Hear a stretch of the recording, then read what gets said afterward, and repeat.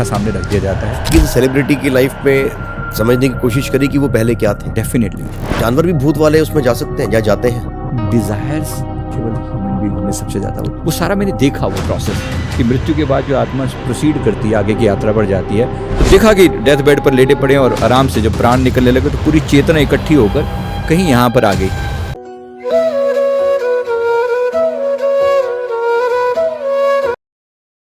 जो astral body जिसे सूक्ष्म सटल बॉडी बोलते हैं, वो सूक्ष्म शरीर जो है उसने प्राणों को लेकर वो आगे की यात्रा पर निकल जाना चाहिए, बट वो प्राण अटक गए किसी चीज में, किसी व्यक्ति में, किसी वस्तु में, किसी घर में।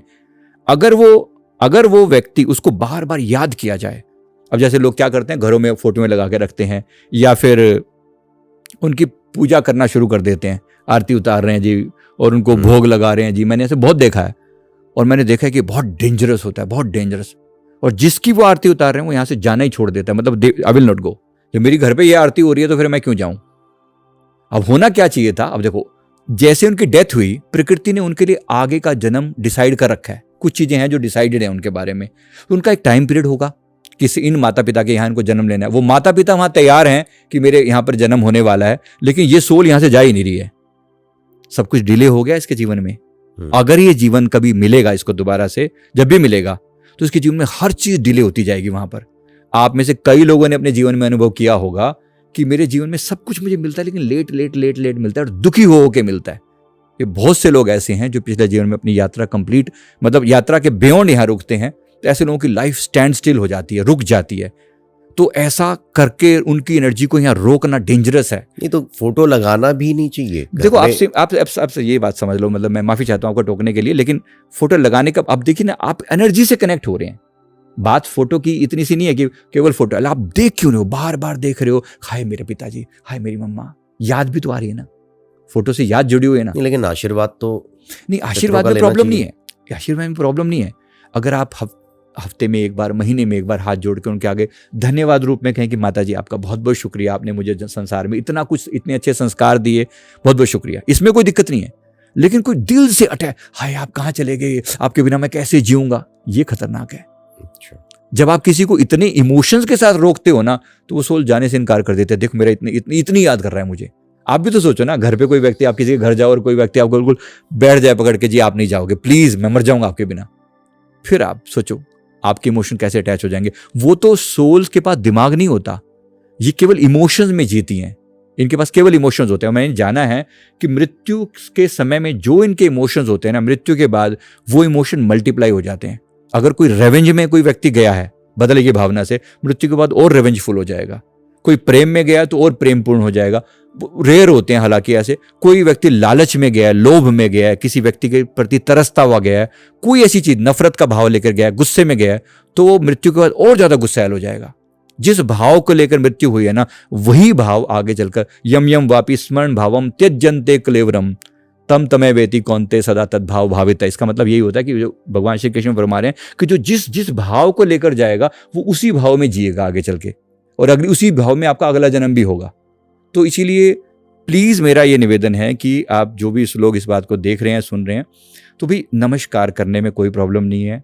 अपने पूर्वजों की फोटो को, पितरों को नमस्कार करने में कोई इशू नहीं है। लेकिन उनको बहुत, जब आप बार बार याद करते हैं तो आप उनकी एनर्जी को बहुत ज़्यादा हार्म पहुंचाते हैं, नुकसान पहुंचाते हैं। उनकी आगे की पूरी गति रुक जाती है और वो आपकी गति भी रोक देंगे कुछ समय के बाद। याद रखिए, पितृ सदा पॉजिटिव नहीं रहेंगे, कुछ समय के बाद नेगेटिव भी हो जाते हैं, बहुत नेगेटिव हो जाते हैं। क्योंकि जब उनको ये समझ में आने लगता है कि यहाँ पर एक समय के बाद आप कितनी कदर कर लोगे किसी की भी। सोचिए आप, आज आपको बहुत याद आ रही है किसी की, 2 साल बाद कितनी याद रह जाती हैं। हम सबने अपने खोए हैं ना, मैंने भी खोए हैं, आप सबने भी खोए हैं, कितनी याद आप कर लेते हो। जब वो व्यक्ति देखने लगता है मैं तो रिजेक्टेड पीस हो गया यहाँ पर, तो फिर वो आपके प्रति नेगेटिव भी हो सकता है, हो भी जाते हैं, और वो डेंजरस है, अच्छा नहीं है। पितृदोष यहीं से आता है या पितृदोष के कारण कुछ और होता है? ये भी एक मेजर कारण है कि आपके पितर रिलीज ही नहीं हुए, यहाँ से गए ही नहीं, अब वो अटक गए, अब वो नेगेटिव हो गए, अब वो नेगेटिव हो गया आपके बारे में से। फॉर एग्जाम्पल, जैसे आपके पितर यहाँ से गए, डेथ के बाद जब तक वो जीवन में थे तब तक उनका राज चलता था एक तरीके से। अब उनके कुछ नियम बनाए हुए थे। मान लीजिए उनके यहाँ नियम था कि नॉनवेज नहीं खाना, जैसे बहुत घरों में होता है ना अपने यहाँ, बिल्कुल स्ट्रिक्ट वेजिटेरियन। अब मान लीजिए आपके घर में नॉनवेज बनना शुरू हो गया कुछ टाइम के बाद, क्या आपको लगता है पितर नाराज नहीं होंगे? जरूर होंगे। और वो जब नाराज होते हैं तो ये भी एक पितृदोष हो गया।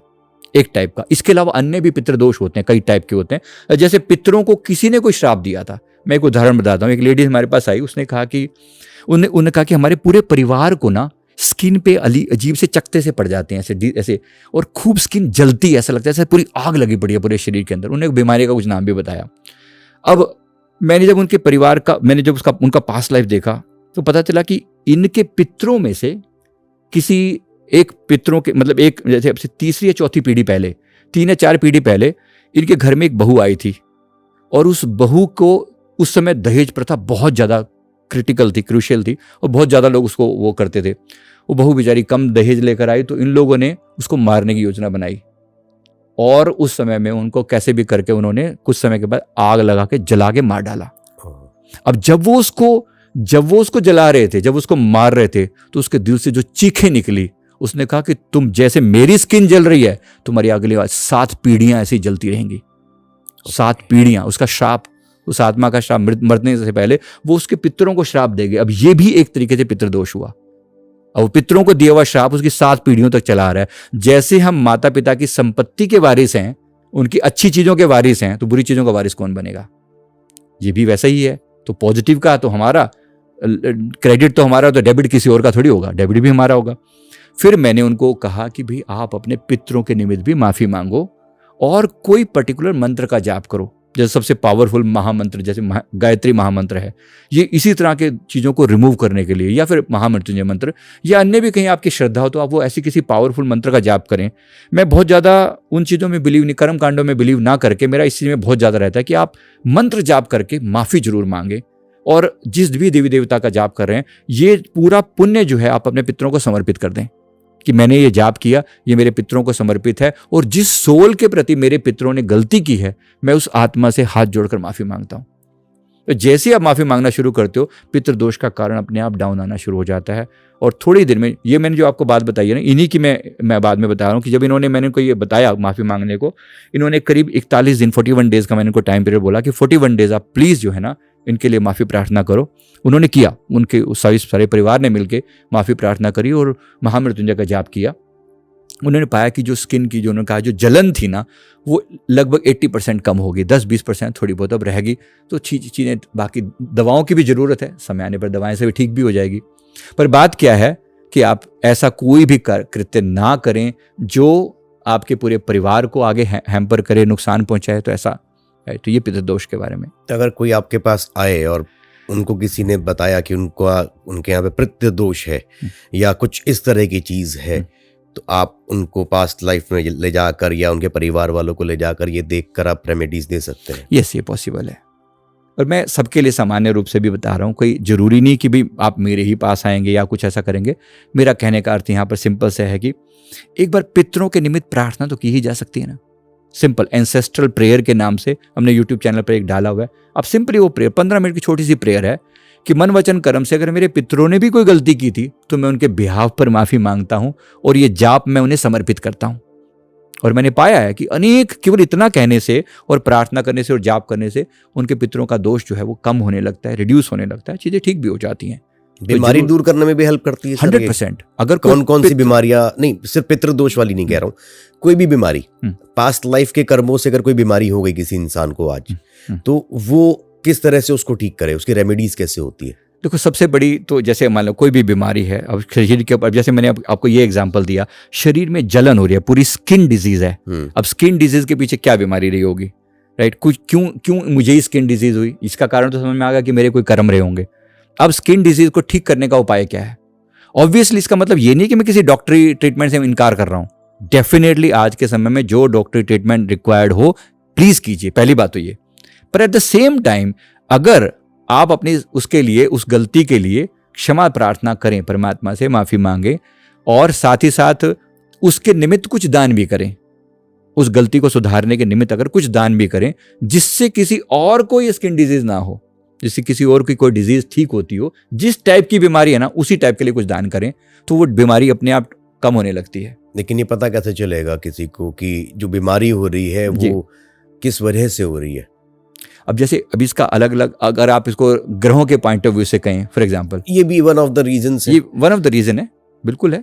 वो भी। लेकिन हम अभी पास्ट लाइफ वाली जो बात कर रहे हैं, जो कर्मों की बात कर जी। रहे हैं, कर्मों की वजह से अगर आपने जी। बोला ग्रह भी कर्म की वजह से आ गए, जी जी तो अगर कर्मों की वजह से ग्रह खराब हो गया और उसकी वजह से कोई इंसान बीमार हो गया, जी हम इसको ऐसे ले लेते जी। हैं, तो वो अपने पहले ग्रह ठीक करे या पहले ये देखे कि मैंने पिछले जन्म में क्या गड़बड़ कर रखी है?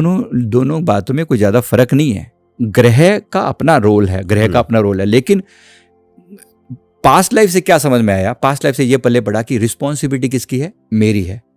ग्रहों का कोई दोष नहीं है, पर अगर ग्रह खराब है ही सही और मुझे कोई उसका उपाय बताया जा रहा है, फॉर एग्जाम्पल अगर आपका जैसे अगर आप कहें कि चंद्रमा वीक है, चंद्रमा वीक क्यों होगा? तो मन इसका मतलब मूड स्विंग बहुत ज्यादा होते होंगे, आपका मन डिप्रेशन वाले थॉट आते होंगे। अब ये प्रॉब्लम किसकी है? पास्ट में मैंने भी कुछ ना कुछ किसी को जरूर इतना तंग किया होगा, इतना दुखी किया होगा कि उस व्यक्ति के अंदर डिप्रेशन की फीलिंग आती होगी, किया होगा। एक बात तो ये कर्मों का पार्ट हो गया। अब मैं क्या करूं?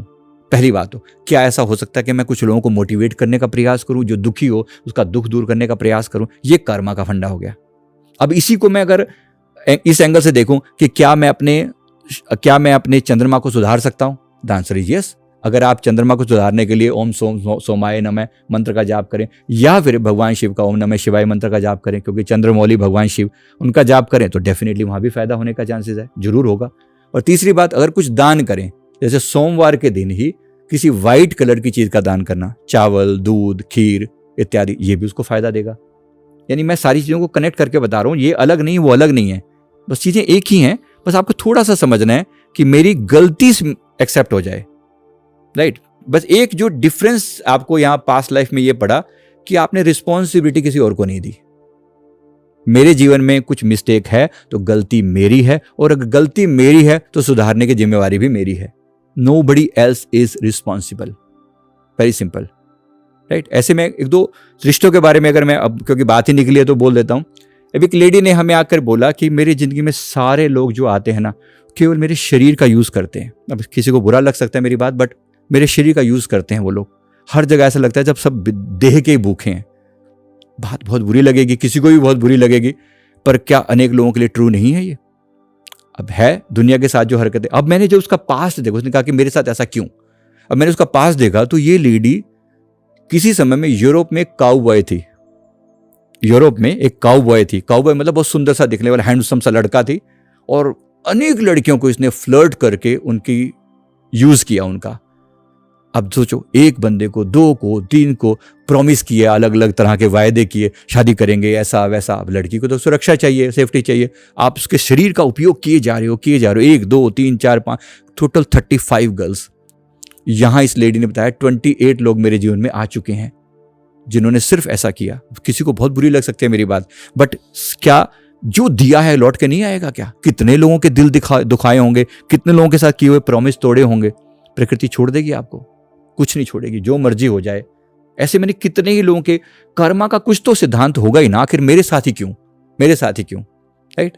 एक किसी का मैं देख रहा था, वो कहती है, वो लेडी मेरे को बोलती है कि मतलब मेरे पति मेरे ही सामने दूसरी औरत को घर ले आते हैं, क्या कैसे सहन करूं मैं, कितना दर्द होता होगा मुझे। अब इसका जब हमने पास्ट में थोड़ा सा जाके देखा तो ये जो लेडी आज अपने आप को बिल्कुल बेकसूर मानते हुए कह रही है कि ऐसा हो रहा है। मैं मानता हूं कि देखो, आज आपकी पूरी सिंपैथी इसके साथ होगी, भाई बहुत गलत हो रहा है तुम्हारे साथ, लेकिन कभी इसने भी तो कुछ ऐसा किया होगा। खाली दूध की धुली तो ये भी नहीं हो सकती। तो कहने का अर्थ, जब इसका पास देखा तो पता लगा बिल्कुल सेम रिवर्स था। सेम जो आज कहानी, और जो पत्नी है वो पति थी, और ये किसी लड़की को खरीद के लाई थी। उस समय ये होता था खरीद, अभी भी बहुत जगह पर कुछ चीजें ऐसी होती हैं, लेकिन तो खरीद के लाई थी और उसको ऐसे घर में रख के उसी के सामने जो है वो उसके साथ बिहेव करती। तो फिर कितना बुरा लगता होगा, कितना दिल को टॉर्चर होता होगा। बात सर कहने का अर्थ केवल इतना सा है कि आप किसी पर दोष ना दें और थोड़ा सा लुक बैक करें अपने ही कर्मों के हिसाब किताब पे, तो आपको बहुत कुछ नजर आएगा। बहुत हर एक चीजों को मैंने देखा है। केवल शारीरिक बीमारियों के बारे में मैंने आपको अनेक उदाहरण देखे। ऐसे अनेक लोग सवाल करते हैं, जब सवाल है तो फिर जवाब भी है ना, कुछ तो किया होगा मैंने। सर इसमें ना एक बड़ा इंटरेस्टिंग सा क्वेश्चन आया। थोड़ा आपको लग सकता है कि मैं ऐसा क्वेश्चन पूछ रहा हूँ, लेकिन क्या जब कोई बंदा इंसान एक मेल बनकर पैदा हो रहा है और फीमेल बनकर पैदा हो रहा है, तो इसमें भी कर्म है? जी बिल्कुल।